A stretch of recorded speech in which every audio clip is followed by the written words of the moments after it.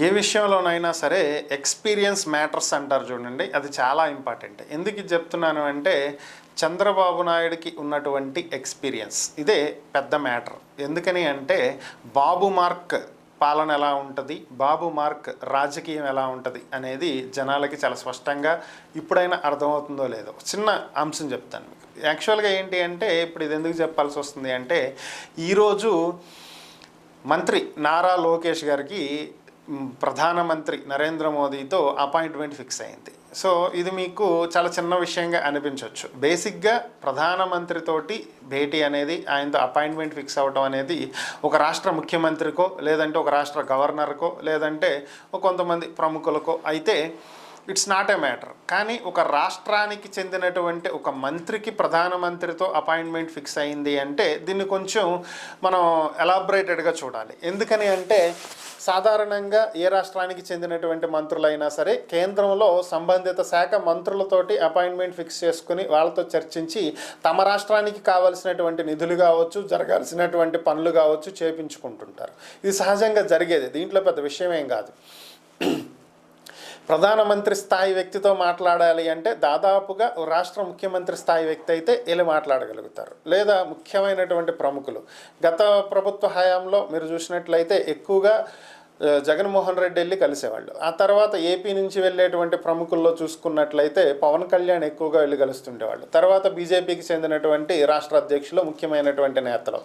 Even Chandrababu Naidu arrest టైంలో కూడా ప్రధానితో డైరెక్ట్గా మీటింగ్ ఎక్కడ కూడా జరగల. దాదాపుగా ఫస్ట్ ఫేజ్ అంతా కూడా అమిత్ షా తోటి లోకేష్ అలానే పురంధేశ్వరి మీటింగ్ అవ్వటం జరిగింది. సో ఇలాంటి మీరు పరిణామాలు ఒకసారి గమనిస్తే మరి ఈరోజు లోకేష్ ప్రధానితో కలిసి మాట్లాడాల్సినటువంటి, చర్చించాల్సినటువంటి ముఖ్యమైనటువంటి అంశాలు ఏమున్నాయి? సో ఇదే ఒక చర్చనీయాంశం. కాకపోతే ఇక్కడ ఏంటంటే ఇక్కడే బాబు స్ట్రాటజీ అనేది అర్థం చేసుకోవాలి. ఇది ఎలా ఉంటుంది అంటే నెక్స్ట్ తన తర్వాత పార్టీ నడిపించేది అంతా లోకేషే అనేది అందరికీ తెలియటం కోసం, పార్టీలో లోకేష్కు ఉన్నటువంటి ఇంపార్టెన్స్ ఏంటి అనేది ప్రజలకు అర్థం అవటం కోసం చేసేటువంటి ఒక ప్రయత్నం ఇది. దీన్ని అలా చూడొచ్చు. ఎందుకని అంటే ఎప్పుడైతే కూటమి అధికారంలోకి వచ్చిందో దాదాపుగా మీరు గమనిస్తే సీనియర్లందరినీ కూడా పక్కన పెట్టి ఒకప్పటి చంద్రబాబు పరిపాలనకి భిన్నంగా కొత్త వాళ్ళందరికీ కూడా స్థానం కల్పించారు ఎక్కువగా అలా క్యాబినెట్లో. సో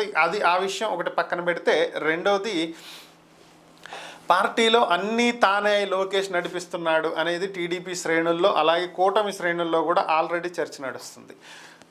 చంద్రబాబు తర్వాత లోకేషే పార్టీ పగ్గాలు చేపట్టేది, పార్టీని నడిపించేది ఆయనే, అంతా ఆయనే అనేటువంటిది క్రియేట్ చేస్తున్నారు. ఇక ఇటీవల ప్రధాని ఏపీకి వచ్చినటువంటి పలు సందర్భాల్లో తనని కలవటానికి ఎందుకు రాలేదని, రావచ్చు అని చెప్పి 1-2 సార్లు లోకేష్తో మాట్లాడారు, పిలిచారు, ఇన్వైట్ చేశారు అనే విధంగా కొన్ని వార్తాపత్రికలు, కొన్ని టీవీ ఛానళ్ళు కూడా టెలికాస్ట్ చేసినటువంటి సందర్భాలు. ఇవన్నీ మిక్స్ చేసుకుని చూస్తే ఈరోజు అనంతపురం పర్యటనలో ఉన్నటువంటి లోకేష్కి సడన్గా ప్రధానితో అపాయింట్మెంట్ ఫిక్స్ అయిందని తెలియటం, ఆయన కొన్ని కార్యక్రమాలు రద్దు చేసుకుని అటు నుంచి అటు హైదరాబాద్ వెళ్ళి హైదరాబాద్ నుంచి ఢిల్లీకి ప్రయాణం అవటం. సో ఓవరాల్గా సీన్ కట్ చేస్తే ఢిల్లీ స్థాయిలో ఒక ప్రధానితోటి లోకేష్ భేటీ అయ్యాడు, దేశ ప్రధానితోటి లోకేష్ భేటీ అయ్యాడు, అది ఒక రాష్ట్ర మంత్రి భేటీ అయ్యాడు అంటే దేశ రాజకీయాల్లో కూడా ఒక ప్రాధాన్యత ఉంది అనేటువంటిది చూపించటం, తద్వారా రాష్ట్రంలో నెక్స్ట్ లోకేష్ అనేటువంటిది ప్రజల్లో కూడా